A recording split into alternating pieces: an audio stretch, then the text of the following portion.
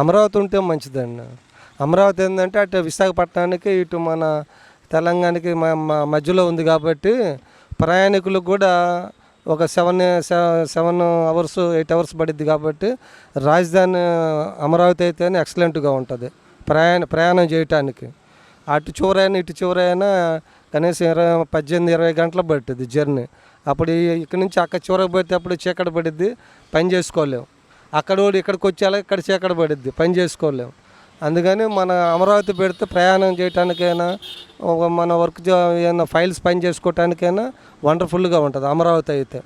రాజకీయ పరంగా ఆలోచించకుండా ఒక మానవత్వంతో ఆలోచిస్తే రాజధాని అమరావతి అయితేనే ఎక్సలెంట్ ఉంటుంది. మానవత్వంతో ఆలోచిస్తే, రాజకీయంగా ఆలోచించకుండా ఒక మానవత్వం దృక్పథంతో ఆలోచిస్తే అమరావతి మధ్య పాయింట్ బాగుంటుంది, ప్రయాణానికి అందరికీ బాగుంటుంది అమరావతి. గంజాయి అంటే ఇంకా అది మన పోలీస్ డిపార్ట్మెంటు కంట్రోల్ చేయాలి. అది దానికి సంబంధించిన డిపార్ట్మెంట్స్ ఉన్నాయి కదా, అది వాళ్ళు కంట్రోల్ చేయాలి. అది ఎట్లా వస్తుంది అనేది అది వాళ్ళు ప్రమేయం లేకుండా, రాజకీయ నాయకుల ప్రమేయం లేకుండా రాదుగా. వాళ్ళ ప్రమేయం 100% ఉంటుంది. అందువల్ల గంజాయి పబ్లిక్లోకి వస్తుంది, మార్కెటింగ్ జరుగుతుంది. గవర్నమెంట్ అంటే ఎవరికి తగ్గ పరిపాలన వాళ్ళు చేస్తూనే ఉంటారు.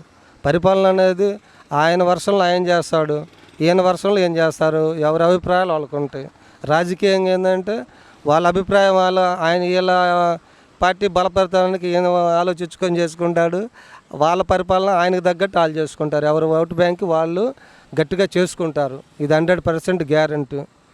ఆయన మన మనిషి మామూలు ఇప్పుడు తెలుసుకున్నంతమంది మనకు ఐడియా లేదండి. మంచి మనిషి అని అంటున్నారు, పర్వాలేదు అంటున్నారు. సరే కదా, అవకాశం ఇస్తే ఏమన్నా ఒకసారి చూస్తే అదే అర్థమవుద్ది అని. కిలారోస్ గారు కాబట్టి కొద్దిగా ఫేమస్ పర్సన్ కాబట్టి ఆయన అందరికీ తెలిసిన వ్యక్తి ఫస్ట్ నుంచి కూడా, 30 సంవత్సరాల నుంచి. ఆయన మాకు పెద్ద ఐడియా లేదు. ఆయన పేరు తెలుసా అని బ్రహ్మ చంద్రశేఖరరావు, పెద్ద ఐడియా లేదు మాకైతే. కిలారోస్ గారు అయితే అది ఐడియా ఉంది, మాకు అందరికీ తెలుసు. ఆయన సొంత హోటల్ ఉంది కదా, అక్కడ స్థానికులు కాబట్టి గుంటూరు. ఆయన అయితే అందరికీ తెలుసు. అదే మరి రాజధాని ఉద్యోగాలు మెయిన్, స్టూడెంట్స్ ఉద్యోగాల గురించి ఎక్కువ ప్రాధాన్యపడుతున్నారుగా.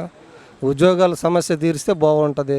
కొన్ని ఫ్యాక్టరీలు, పరిశ్రమలు, ఏమన్నా కొన్ని ఈ ఎయిర్పోర్ట్స్ ఉంది కదా, రైలు దొనకొండ 80,000 ఎకరాలు ఉంది. బ్రిటిష్ పరిపాలన నుంచి ఉంది అది.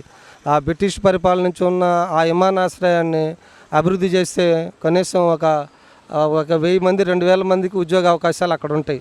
అది ఫస్ట్ నుంచి రాజకీయంగా ఉంది. మరి అది కొంచెం డెవలప్ చేసి గంగ దొనకొండని అక్కడ బాగుంటుంది, ఒక ఉద్యోగ అవకాశాలు దొరికే అవకాశం ఉంది అక్కడ.